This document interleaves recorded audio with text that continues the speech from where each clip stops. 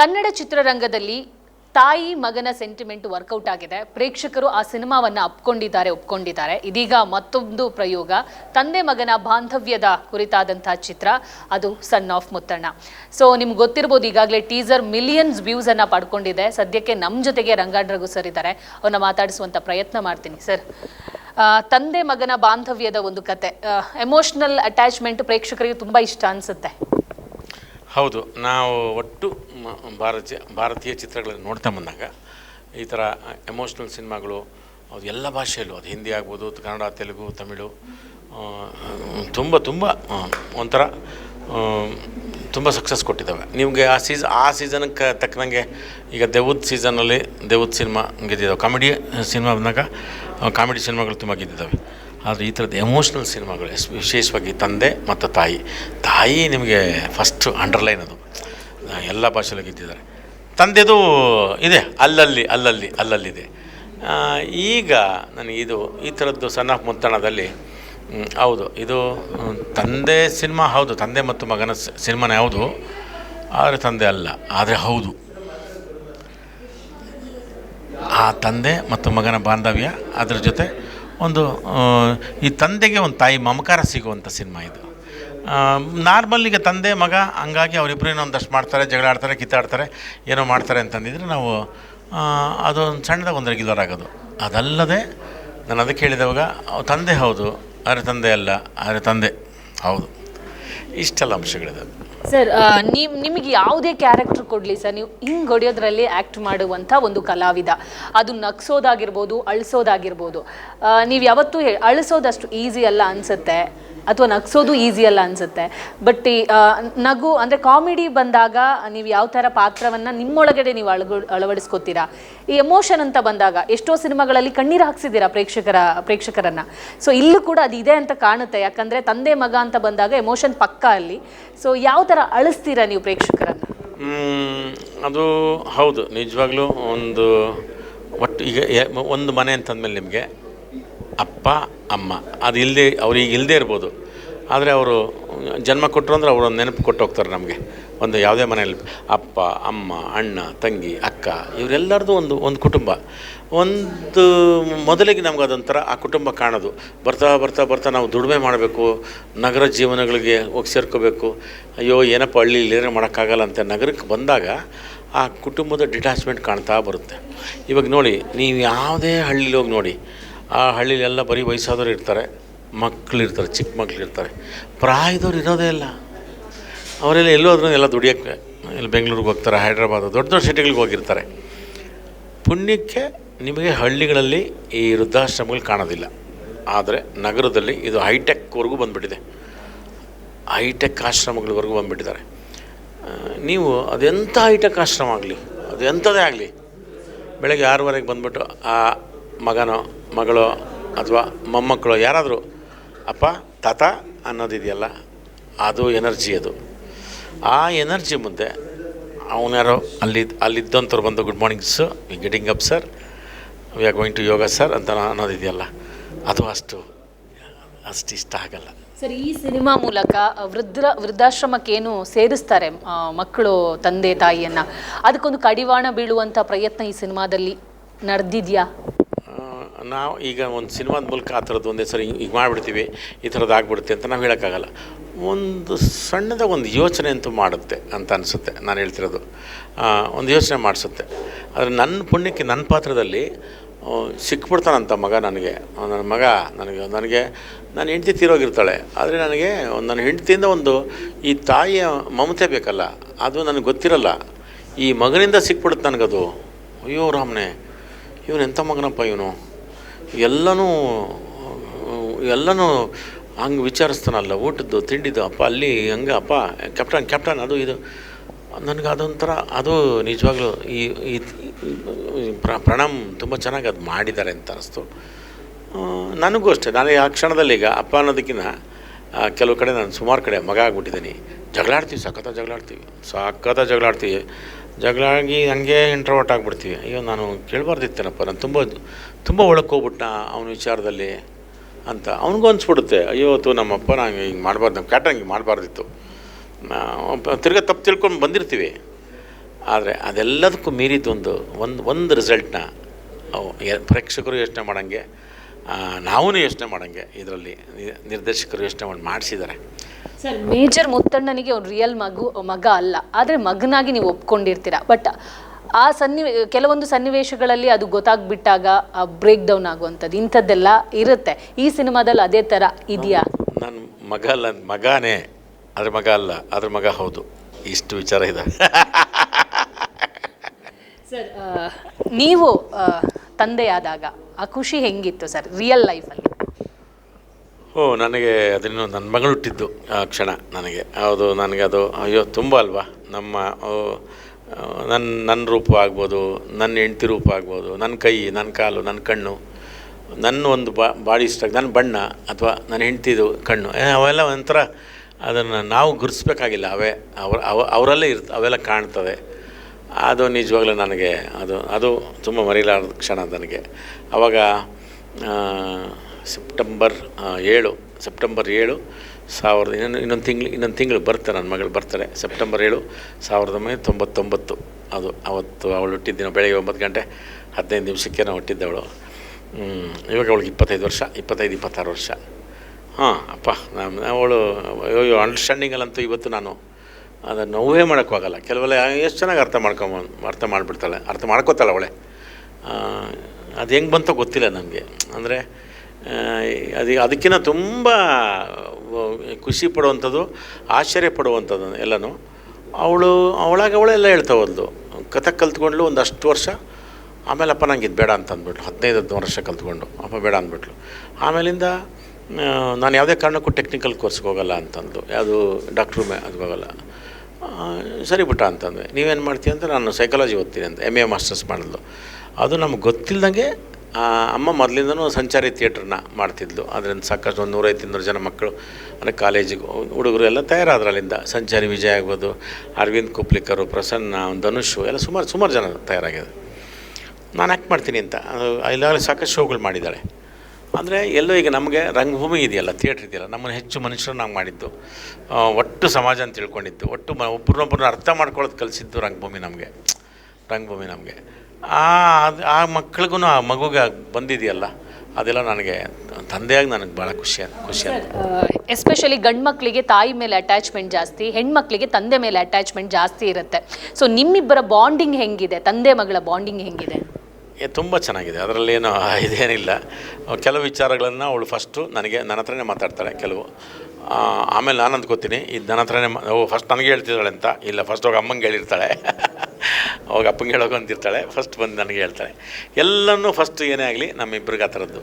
ನಾವಾಗ ಎಷ್ಟೊತ್ತು ಸರಿ ನಾನು ಹೇಳ್ತಿರ್ತೀನಿ, ಅದು ತಾಯಿ ಕೆಲಸನ ಮಾಡ್ಬೋದು, ಆದರೆ ತಾಯಿ ಆಗೋಕ್ಕಾಗಲ್ಲ. ತಂದೆ ಕೆಲಸ ಎಲ್ಲ ಮಾಡಿಬಿಡ್ಬೋದು, ಆದರೆ ತಂದೆ ಆಗ್ಬೋದು. ಆದರೆ ತಾಯಿ ಥರದ ಅದು ಹೊತ್ಕೊಳ್ಳೋದಿದೆಯಲ್ಲ, ಡೆಲಿವರಿ ಇದೆಯಲ್ಲ, ಆ ಪೇನ್ ಇದೆಯಲ್ಲ, ಅದಕ್ಕೆ ತಾಯಿ ಕೆಲಸ ಮಾಡ್ಬೋದು, ಆದರೆ ತಾಯಿ ಆಗೋಕ್ಕಾಗಲ್ಲ. ಹಾಗೆ ನನ್ನ ಮಗಳು ನಿಜವಾಗ್ಲೂ ಆ ಥರದಲ್ಲಿ ನನಗೆ ನಮ್ಮಿಬ್ರಿಗೂ ಅದು ಆ ಥರದಲ್ಲಿ. ಅವಳು ಈಗ ನನಗಿನ್ನೂ ಇಂಗ್ಲೀಷ್ ಬರೋಲ್ಲ, ಅವಳು ಇಂಗ್ಲೀಷ್ ಬರುತ್ತೆ, ಅವಳಿಗೆ ಚೆನ್ನಾಗಿ ಮಾತಾಡ್ತಾಳೆ, ಹಿಂದಿ ಕಲ್ತು ಹಿಂಗೆ ಸುಮಾರು 3-4 ಭಾಷೆ ಕಲ್ತುಬಿಟ್ಟಿದ್ದಾಳೆ ಅವಳು. ಸ್ಕೂಲಿಂದ ಕಾಲೇಜಿಂದ ಕಲ್ತುಬಿಟ್ಟಿದ್ದಾಳೆ. ಅದೆಲ್ಲ ನನಗೆ ಖುಷಿಯಾಗುತ್ತೆ. ಅದಲ್ಲದೆ ನಮ್ಮ ಕನ್ನಡ ಭಾಷೆ ಆಗ್ಬೋದು, ನನ್ನ ಊರಿನ ಬಗ್ಗೆ ಆಗ್ಬೋದು, ಅಗ್ರಿಕಲ್ಚರ್, ನಮ್ಮಪ್ಪ ಅಗ್ರಿಕಲ್ಚರ್ ಇಷ್ಟಪಡ್ತಾರೆ ಅಂಥೇಳಿ ಅವಳು ಅದ್ರ ಬಗ್ಗೆ ಸ್ವಲ್ಪ ತಿಳ್ಕೊತಾಳೆ, ಅಗ್ರಿಕಲ್ಚರ್ ಬಗ್ಗೆ. ಈ ಥರದವೆಲ್ಲನೂ ಅದು ಅಮ್ಮಂದು ಬಿಡಿ, ಜಾಸ್ತಿ ಕೆಲಸ ಮಾಡ್ತಾ ಹಾಗೆ ಥಿಯೇಟ್ರಿಗೆ ಹಂಗೆ ವಾಲ್ಕೊಂಡ್ಲು. ಇದೆಲ್ಲ ಒಂಥರ ಖುಷಿಯಾಗುತ್ತೆ. ಸರ್, ಈಗ ಶಾಖಾಹಾರಿ ಆದಮೇಲೆ ರಂಗಾಯಣ್ ರಘು ಅವರು ಸಿನಿಮಾಗಳನ್ನು ಒಪ್ಕೊಳ್ಳೋ ರೀತಿ ಬೇರೆ ಆಗ್ತಾ ಇದೆ ಅಂತ ಒಂದು ಮಾತುಗಳಿದೆ. ಅಂದರೆ ಪ್ರೇಕ್ಷಕರನ್ನು ಒಂದು ಕಾಲದಲ್ಲಿ ರಂಜಿಸಿದ್ದಂತಹ ರಂಗಾಯಣ್ ರಘುವನ್ನು ಆ್ಯಕ್ಚುಲಿ ನಾವು ನೋಡ್ತಾ ಇಲ್ಲ ಅನ್ನುವಂಥ ಒಂದು ಕೊರಗು ಪ್ರೇಕ್ಷಕರಲ್ಲಿದೆ. ಅದು ಈ ಸನ್ ಆಫ್ ಮುತ್ತಣ್ಣ ಸಿನಿಮಾದ ಮೂಲಕ ಮತ್ತೆ ಮಾಯ ಆಗಿಬಿಡುತ್ತಾ? ಇಲ್ಲ, ಆ ಥರದ್ದು ನಾನು ಹೇಳ್ತಿರೋದು ವಾಸ್ತವಕ್ಕೆ ಹತ್ತಿರವಾದ ಪಾತ್ರಗಳು ಬೇರೆ ಕಂಟೆಂಟ್ ಸಿನಿಮಾಗಳು ಅಂತ ನಾವು ಈ ಆರೋಪ ಮಾಡ್ತಾರಲ್ಲ, ಕಂಟೆಂಟ್ ಸಿನಿಮಾಗಳು. ನಾನು ಅದನ್ನು ಇಂಟೆನ್ಸಿವ್ ಸಿನಿಮಾ ಅಂತ ಹೇಳ್ತೀನಿ. ಅಂದರೆ ಕಥೆಗೆ ಸಂಬಂಧಪಟ್ಟಿದ್ದು, ಕಥೆಯಲ್ಲೆಲ್ಲ ಆಗುತ್ತಲ್ಲ, ಅವನು ಆಗ್ಬೋದು, ಅಲ್ಲಿ ಕುಗ್ಬೋದು, ಹಿಗ್ಬೋದು, ಆ ಕಥೆಗೆ ಪ್ರಾಮುಖ್ಯತೆ ಇರುತ್ತೆ. ಅವನಿಗೆ ನಾನು ತಂದೆ ಅಂತ ಕಟ್ಟಿ ಎಲ್ಲನೂ ಮಾಡೋಕ್ಕಾಗಲ್ಲ. ಈಗ ಶಾಖಾಹಾರಿ ಆಗ್ಬೋದು, ಅಜ್ಞಾತವಾಸಿ ಆಗ್ಬೋದು, ಅದು ಹಿಂದೆ ಟಗರುಪಲ್ಯ ಆಗ್ಬೋದು. ಇವೆಲ್ಲ ಅದರಲ್ಲಿ ಅವನು ಮನುಷ್ಯನಾಗಿ ಬಿಹೇವ್ ಮಾಡೋದು. ಅಂದರೆ ಅವನಿಗೆ ದುಃಖ ಆಗುತ್ತೆ, ಆಸೆ ಹುಟ್ಟುತ್ತೆ, ಏನೋ ಮಾಡಬೇಡ ಅಂತ ಸಿಟ್ಟು ಬಂದುಬಿಡುತ್ತೆ ಅವನಿಗೆ. ಆ ಥರದ್ದು ಇಲ್ಲನೋ ಇದರಲ್ಲೂ ಅದೇ ಥರದ್ದಿದೆ. ಇವಾಗ ನನಗೆ ಆ ಥರದ್ದು ನನಗೆ ಮೊದಲಿಗೆ ಹೌದು ನನ್ನ ಏಜಿಗೆ ತಕ್ಕಂಗೆ ನಾನು ಎಂಟ್ರಾಗಿದ್ದೆ 30 ವರ್ಷಕ್ಕೆ. 30 ವಯಸ್ಸಿಂದ ಒಂದಷ್ಟು ತರಲೆ ಪಾತ್ರಗಳು, ವಿಲನ್ಗಳು, ಅದು ಇದ್ದು ಏನೇನು ಬೇಕು ಎಲ್ಲ ಒಂದು ಸ್ವಲ್ಪ ತುಂಟತನ, ಪೋಲಿತನ, ಈ ಥರದ್ದೆಲ್ಲ ಪಾತ್ರಗಳು ನಾನು ಅವಾಗ ಮಾಡಿದ್ದೀನಿ. ಈಗ ನಾನು ನನ್ನ ವಯಸ್ಸು ಈಗ ಒಂದು 60 ವಯಸ್ಸಿಂದ ನನಗೀಗ 60 ವರ್ಷ. ಈಗ ನಿಜವಾಗ್ಲೂ ನನಗೆ 55 ಆದಮೇಲಿಂದ 50 ಆದಮೇಲಿಂದ ನನಗೆ ನಿಜವಾಗ್ಲೂ ಈ ಥರದ್ದು ನನಗೆ ಎಲ್ಲ ನಾನು ಸಿನಿಮಾ ನೋಡ್ಕೊಂಡು ಬಂದು ನನ್ನ ಯಾವುದೋ ಸಿನಿಮಾದಿಂದ ಇನ್ಸ್ಪೈರ್ ಆಗಿ ಇವರು ಅಷ್ಟೇ. ನಾನು ಎಲ್ಲ ಸಿನಿಮಾಗಳು ರಾಕ್ಷಸ ಆಗ್ಬೋದು, ಆಮೇಲೆ ಒಂದು ಇದು ರಂಗಾಯಸಲ್ಸಿ ಆಗ್ಬೋದು, ಮಿಕ್ಕಿದ ಎಲ್ಲ ಸಿನಿಮಾ ಜಾಕಿ ಆಗ್ಬೋದು, ಎಲ್ಲ ನೋಡಿಕೊಂಡು ಇಲ್ಲ ಅಣ್ಣನ ಹತ್ರ ಇದನ್ನು ಮಾಡಿಸ್ಬೋದು ಇದನ್ನು ಅಂತ ತಕ್ಷಣ ನನಗೆ ನಮ್ಮ ಪ್ರೀತಿ ಮಾಡಿದ ಬಾನದಾರಿ ಎಲ್ಲ ಆಗ್ಬೋದು, ಇವೆಲ್ಲ ನೋಡಿದ್ದಾರೆ. ಇವರೆಲ್ಲ ನೋಡಿಬಿಟ್ಟು ಹೌದು ಇದೊಂಥರ ಇದು ಅಂದರೆ ಎಲ್ಲವನ್ನು ಬರೀ ಹಂಗೆ ಸುಮ್ಮನೆ ಅಳಿಸೋದಂತಲ್ಲ, ಒಂದು ಫೀಲ್ ಮಾಡಿಸಿ ನಿಮಗೆ ಸ್ವಲ್ಪ ತರಲೆನೂ ಹೌದು, ಮಿಲ್ಟ್ರಿಲಿ ಇರ್ತಾರೆ, ಸ್ವಲ್ಪ ಕೋಪನೂ ಬರುತ್ತೆ, ತರಲೆನೂ ಹೌದು, ಆದರೆ ನಿಮ್ಗೆ ಯೋಚನೆ ಮಾಡಿಸ್ತಾನೆ. ಇಲ್ಲ ಸ್ಟ್ರಿಕ್ಟ್ ತಂದೆ ಅಲ್ಲ, ಇಬ್ಬರ ಜೊತೆಗೆ ಎಣ್ಣೆ ಹಾಕ್ತೀವ, ಗುಂಡಾಗ್ತೀವರ. ಸರ್, ನಿಮಗೆ ಬೇರೆ ಬೇರೆ ಇಷ್ಟು ವರ್ಷದ ಜರ್ನಿಯಲ್ಲಿ ಬೇರೆ ಬೇರೆ ಪಾತ್ರಗಳನ್ನು ನಿಭಾಯಿಸಿದ್ದೀರಾ. ನಾನು ಆಗಲೇ ಹೇಳ್ದಂಗೆ ನಗಿಸಿದ್ದೀರಾ, ಅಳಿಸಿದ್ದೀರಾ, ಒಂದಿಷ್ಟು ಪ್ರಯೋಗಾತ್ಮಕ ಪಾತ್ರಗಳನ್ನು ಮಾಡಿದ್ದೀರಾ. ಬಟ್ ನಿಮಗೂ ಒಂದು ಆಸೆ ಇರುತ್ತಲ್ಲ ಸರ್, ನಾನು ಈ ಪಾತ್ರನ ಮಾಡಿಲ್ಲ, ನನಗೆ ಮಾಡಬೇಕು ಅಥವಾ ಪರಭಾಷೆಗಳಲ್ಲಿ ಮಿಂಚಬೇಕು ಅನ್ನೋ ಒಂದು ಕನಸು ಇದೆಯೋ ಇಲ್ವೋ ಗೊತ್ತಿಲ್ಲ. ಬಟ್ ನೀವೇನು ಹೇಳ್ತೀರಾ ಇದಕ್ಕೆ? ನನಗೆ ಪರಭಾಷೆದು ನನಗೇನು ಆಸೆ ಇಲ್ಲ. ಯಾಕೆಂತ ಯಾಕೆ ನಾನು ಅವಲೇ ನಿಮ್ಗೆ ಹೇಳಿದೆ, ನನಗೆ ಭಾಷೆದು ನನಗೆ ಕನಸು ಬರೋದು ಕನ್ನಡದಲ್ಲೇ, ಆಮೇಲಿಂದ ತುಂಬ ಬೇಗ ಅರ್ಥ ಆಗೋದು ಕನ್ನಡದಲ್ಲೇ. ನಾನೇನೋ ತಲುಪ್ತೀನಿ ಅಂತ ನಾನೇನೋ ಅಂದ್ಕೊಂಡು ಮಾಡಿದ್ನಲ್ಲ, ಅದು ಕನ್ನಡದ ಪ್ರೇಕ್ಷಕರಿಗೆ ಅದು ಅವ್ರಿಗೆ ಅರ್ಥ ಆಯಿತು. ಅದಕ್ಕೆ ನಾನು ಅಭಿನಯಿಸೋದಕ್ಕೆ ಮೂಲ ಕರ್ನಾಟಕ, ಕನ್ನಡದ ಭೌಗೋಳಿಕ ಜಾಗಗಳು, ಅದು ಚನ್ನಪಟ್ಟಣ ಆಗ್ಬೋದು, ರಾಮನಗರ ಆಗ್ಬೋದು, ನನ್ನೂರು ಆಗ್ಬೋದು, ರಾಯಚೂರು, ಗುಲ್ಬರ್ಗ, ನನಗೆ ಅದು ಸೋರ್ಸ್ ನನಗೆ ಅಲ್ಲಿಂದ ಆ ಊರುಗಳನ್ನೆಲ್ಲ ನೋಡಿರೋದ್ರಿಂದ ನನಗೆ ಆ ಥರದ್ದು ಸೋರ್ಸ್ ನಾನು ಕೆಲವನ್ನ ಮಾಡ್ತೀನಿ, ಕೆಲವನ್ನ ಅನುಭವಿಸಿ ಮಾಡ್ತೀನಿ. ಹಾಗಾಗಿ ನನಗೆ ಪರಭಾಷೆಗೆ ಹೋಗಲಿಲ್ಲ, ಪರಭಾಷೆ ಅಂತ ನನಗೆ ಅದನ್ನು ನನಗೆ ಭಾಷೆ ಬರಲ್ಲ ಅಂತ ಅನಿಸುತ್ತೆ, ಕಲ್ತ್ಕೊಳ್ಳೋಕ್ಕೆ ಕಷ್ಟ ಅನಿಸುತ್ತೆ. ಯಾಕೆಂದರೆ ಇಲ್ಲಿನ ಎಷ್ಟೋ ಜನ ದೊಡ್ಡ ಕಲಾವಿದರೆಲ್ಲ ಒಂದು ABCD ಹೇಳ್ಬಿಟ್ಟು ಹೋಗಿದ್ದಾರೆ, 1 2 3 ಕೇಳೋಗಿದ್ದಾರೆ. ಆವಾಗ ಯಪ್ಪ ನನಗೆ ಈ ದುರ್ಗತಿ ಬರೋದು ಬೇಡಪ್ಪ ಅಂತ ನಾನು ಅವಾಗತ್ತೆ ಅಂದ್ಕೊಂಡೆ. ನಾನು ಪ್ರಯತ್ನವೂ ಮಾಡಲಿಲ್ಲ. ನಾನು ಅವ್ರು ಕೇಳಿದಾಗ ನಾನು ಅವ್ರಿಗೆ ಅದು ಹೇಳಿದ್ದು, ನಿಮಗೆ ಸಹನೆ ಬೇಕು, ನಾನು ಕಲ್ತ್ಕೊಂಡೇ ಮಾಡೋದು, ಹಾಗಾದ್ರೆ ಮಾಡ್ತೀನಿ, ಅಂದರೆ ನನಗೆ ಸ್ಕ್ರಿಪ್ಟ್ ಕೊಡಬೇಕು, ನಾನು ಬರ್ಕೋತೀನಿ, ಹಂಗೆ ನಾನು ಮಾಡಲ್ಲ ಅಂತಂದೆ. ಅದಲ್ಲದೆ ನನಗೆ ಇನ್ನೂ ತುಂಬ ಪಾತ್ರಗಳು ಕರ್ನಾಟಕದಲ್ಲಿದ್ದಾವೆ.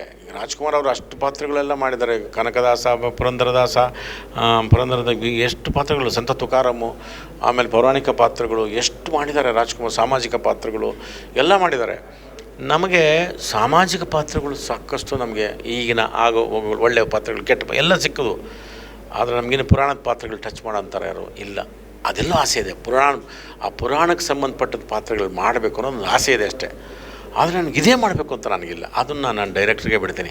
ಇವಾಗ ನಾನೇ ಮಾಡಬೇಕು, ನಾನೇ ಕನಸುಪಟ್ಟಿದ್ರೆ ಈ ಪಾತ್ರನ ಇಷ್ಟು ಚೆನ್ನಾಗಿ ಕ್ಯಾರಿಕೇಚರ್ ಮಾಡೋಕ್ಕಾಗ್ತಿರ್ಲಿಲ್ಲ. ನೀವು ಹೇಳಿದ್ರಿ ಸರ್, ನನಗೆ ಇದೇ ಪಾತ್ರ ಮಾಡಬೇಕು ಅಂತ ಆಸೆ ಇಲ್ಲ ಅಂತ. ಈಗ ಮಹಾಭಾರತ, ರಾಮಾಯಣ ಈ ಥರ ಒಂದು ಯುಗಗಳಿಗೆ ಸಂಬಂಧಪಟ್ಟಂತಹ ಒಂದು ಇತಿಹಾಸಕ್ಕೆ ಸಂಬಂಧಪಟ್ಟಂತಹ ಅವಕಾಶ ಬಂದರೆ ಈ ಪಾತ್ರದಲ್ಲಿ ನಾನು ಕಾಣಿಸ್ಕೋಬೇಕಂದ್ರೆ ಯಾವುದು ಅಂತ ನನಗೆ ಹಂಗೆ ತುಂಬ ಇಷ್ಟ ಆಗೋದು. ನನಗೆ ವಿದುರ ನನಗೆ ಯಾಕೆ ಅಂತಂದರೆ ಇವತ್ತಿನ ಸ್ಥಿತಿ ವಿದುರಂದು ಎಲ್ಲ ಯೋಗ್ಯತೆ ಇದ್ದನು ಅವ್ನಿಗೆ ಯಾವ ಪೋಸ್ಟ್ ಸಿಗಲ್ಲ. ವಿದುರಂಗೆ ನಿಮಗೆ ಹಾಗೆ ತುಂಬ ಯೋಗ್ಯತೆ ಇದ್ದು ಎಷ್ಟೋ ಜನಗಳಿಗೆ ಅವ್ರ ಸ್ಥಾನ ಸಿಗಲ್ಲ.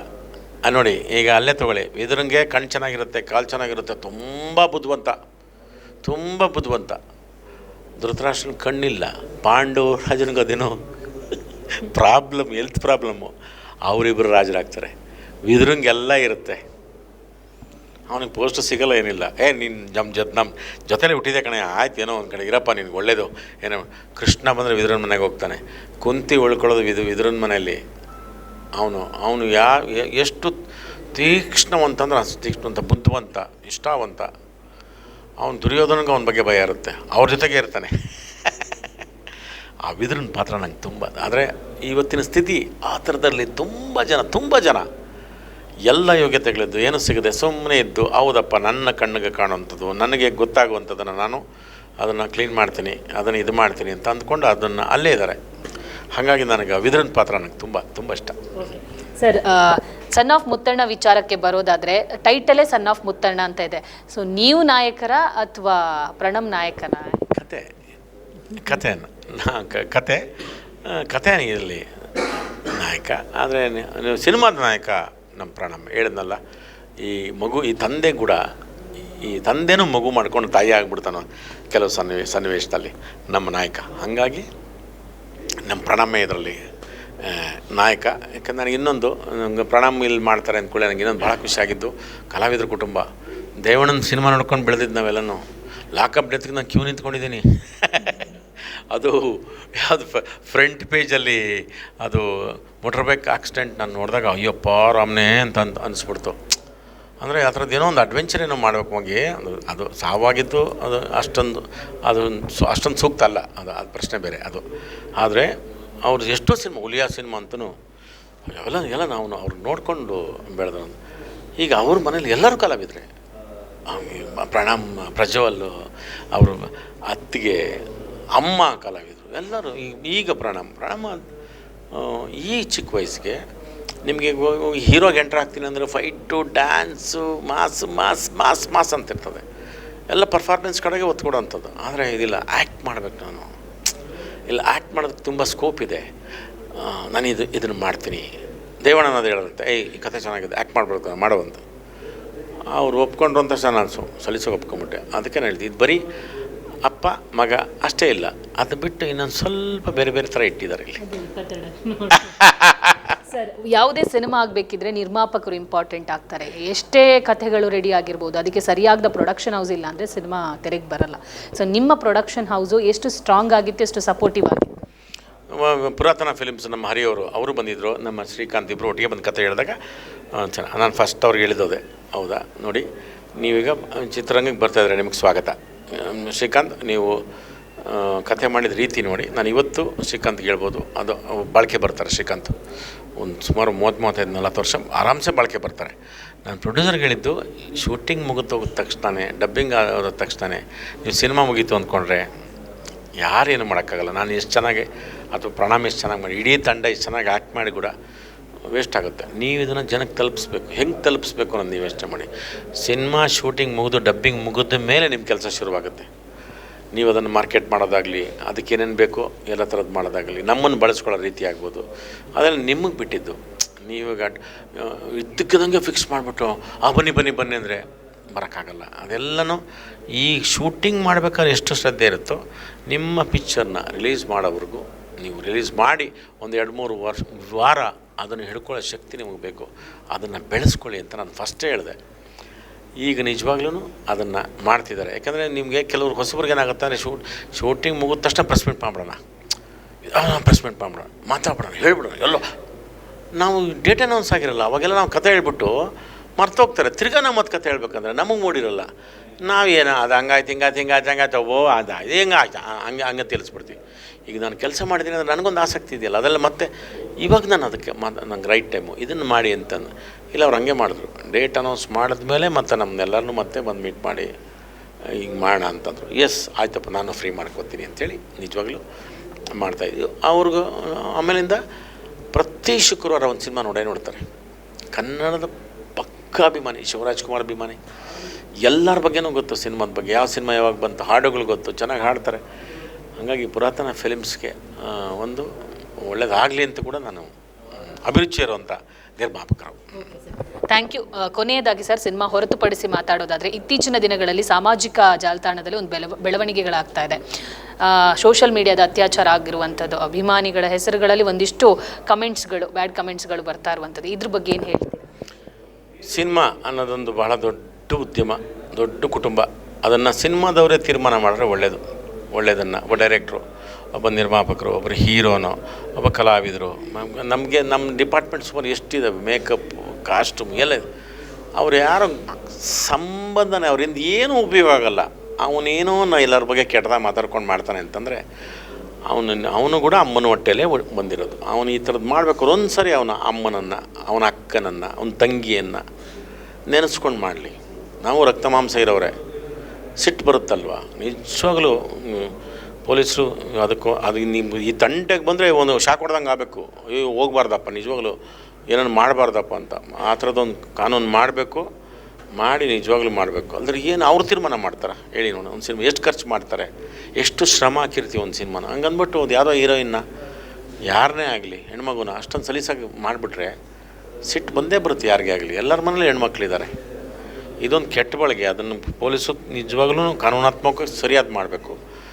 ಇನ್ನೂ ನಮ್ಮ ಸಿನಿಮಾದವರು ಒಗ್ಗಟ್ಟಾಗಿ ಮಾಡಬೇಕು. ಅದೇನೇ ಆಗಲಿ ಅದನ್ನು ನಾವು ನಮ್ಮ ಮನೆ ಹೆಣ್ಮಕ್ಳಿಗೆ ಯಾರಿಗೆ ಅಂದ್ರೂ ನಾವೆಲ್ಲ ನಿಲ್ಲಬೇಕಪ್ಪ. ನಾವು ಹೆಣ್ಮಕ್ಳ ಜೊತೆನೇ ನಿಲ್ಲಬೇಕು. ನಾವು ಯಾರಿಗೇ ಆಗಲಿ, ಅಥವಾ ಹೊರಗಿನ ಹೆಣ್ಮಗಳೇ ಆಗಲಿ, ಯಾವುದೇ ಹೆಣ್ಮಕ್ಳು ನಾವೆಲ್ಲ ನಿಲ್ಲಬೇಕು. ನಾವು ಅದನ್ನು ನಾವು ಬಿಟ್ಕೊಡೋ ಮನಸ್ಥಿತಿ ನಮಗೆ ಅದು ಯಾವತ್ತಿಗೂ ಇಲ್ಲ. ಅದು ಕಾನೂನಾತ್ಮಕವಾಗಿ ಯಾವುದೇ ಹೆಣ್ಮಗಳಾಗಲಿ ಅವಳ ಬಗ್ಗೆ ಹಂಗೆ ಮಾತಾಡೋದು ತಪ್ಪು. ಯಾಕಂದರೆ ಅವ್ನು ಬಂದಿರೋದೇ ಅಮ್ಮನ ಹೊಟ್ಟೆಯಿಂದ. ಆ ಕ್ಷಣ ಸ್ವಲ್ಪ ನೆನಪು ಮಾಡ್ಕೊಳ್ಳಿ, ನಾನು ಎಲ್ಲಿ ಬಂದೆ ಅಂತೇಳಿ. ನಿಜವಾಗ್ಲೂ ಇಲ್ಲ, ತಪ್ಪದು ತಪ್ಪು. ಯಾರ ಕೈಗೋಗಿ ಇಂಡಸ್ಟ್ರಿನ ಕೊಡೋದು ಒಳ್ಳೇದಲ್ಲ, ನಾನು ಹೇಳ್ತೀನಿ, ಕೊಡಬಾರ್ದು. ಸರ್, ಈಗ ಅಣ್ಣವ್ರ ಕಾಲದಲ್ಲಿದ್ದರೆ ಅಭಿಮಾನಿಗಳೇ ನಮ್ಮನೆ ದೇವರು ಅಂತ ಹೇಳ್ತಾ ಇದ್ರು. ಬಟ್ ಅವರನ್ನೇ ಪ್ರೇರಣೆಯಾಗಿ ಒಂದಿಷ್ಟು ಅವರ ಸ್ಟಾರ್ ನಟರನ್ನೇ ಪ್ರೇರಣೆಯಾಗಿ ತಗೊಂಡು ಅಭಿಮಾನಿಗಳು ಮುಂದೆ ಹೋಗ್ತಾ ಇದ್ದಂಥದ್ದು. ಆದರೆ ಇತ್ತೀಚಿನ ದಿನಗಳಲ್ಲಿ ಆ ಬೆಳವಣಿಗೆ ಬೇರೆ ರೀತಿ ಆಗ್ತಾ ಇದೆ. ಸೊ ಅದೊಬ್ಬ ಅಭಿಮಾನಿಗಳ ಅತಿರೇಕದ ಅಭಿಮಾನ ಆಗಿರ್ಬೋದು, ಅತಿರೇಕದ ವರ್ತನೆ ಆ ಸ್ಟಾರ್ ನಟನಿಗೆ ಸಮಸ್ಯೆ ತಂದೊಡ್ಡುತ್ತೆ ಅಂತ ನಿಮ್ಗೆ ಅನ್ನಿಸ್ತಾ ಇಲ್ವಾ? ಹೌದು, ಯಾರಿಗೇ ಆಗಲಿ ಮೇಡಮ್, ಕೆಟ್ಟದ್ದು ಮಾಡಿದಾಗ ಯಾರಿಗೆ ತೊಂದರೆ ಆಗುತ್ತೆ. ಸಮಾಜಮುಖಿಯಾಗಿ ಕೆಲಸ ಮಾಡೋದಕ್ಕೆ ಎಷ್ಟೋ ಕೆಲಸಗಳಿದ್ದಾವೆ. ಗೌರ್ಮೆಂಟ್ ಸ್ಕೂಲುಗಳು ಎಷ್ಟೋ ಸ್ಕೂಲುಗಳು ಇನ್ನೂ ಅಂಚಲ ಬಿದ್ದೋಗಿ ಎಷ್ಟು ಒದ್ದಾಡ್ತಿದ್ದಾವೆ. ಅದಕ್ಕೆ ದಾರಿ ಇಲ್ಲ, ಅವ್ರಿಗೆ ಪೆನ್ಸಿಲ್ ಇರಲ್ಲ, ಪುಸ್ತಕ ಇರಲ್ಲ, ಎಲ್ಲೋ ಎಷ್ಟೋ ಹಾಸ್ಪಿಟ್ಲ್ಗಳಲ್ಲಿ ಇರಲ್ಲ, ಡಾಕ್ಟರ್ಸ್ ಮೀಟ್ ಮಾಡೋಕ್ಕಾಗಲ್ಲ. ನೋಡಿ, ಈ ಥರದ ಕೆಲಸ ಮಾಡೋದಕ್ಕೆ ಸಾಕಷ್ಟು ಕೆಲಸ ಇದೆ.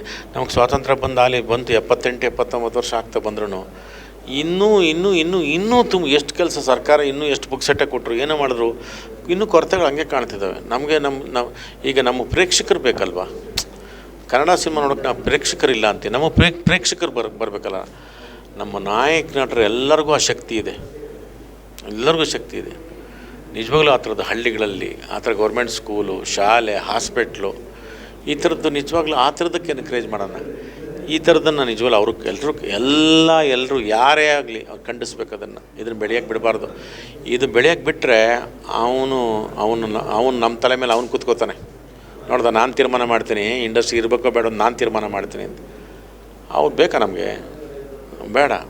ನಮಗೆ ಹೇಳ್ತೀನಿ, ಯಾರು ಮಸಿ ಬೆಳೆಯೋದು, ಯಾರ್ಯಾರ ಹೆಸರು ತೊಗೊಂಡು ಮಾಡೋದು ಇಂಡಸ್ಟ್ರಿಗೆ ಒಳ್ಳೆ ಬೆಳವಣಿಗೆ ಅಲ್ಲ ಅಂತ ಅನ್ಸುತ್ತೆ. Okay sir, thank you. ನೋಡಿದ್ರಲ್ಲ, ಇದಿಷ್ಟು ರಂಗಾಯಣ ರಘು ಸರ್ ಅವರ ಮಾತಾಗಿತ್ತು. ಕ್ಯಾಮ್ರಾ ಪರ್ಸನ್ ಪ್ರಶಾಂತ್ ಜೊತೆ ದೀಪಿಕಾ, ಪವರ್ ಟಿವಿ, ಬೆಂಗಳೂರು.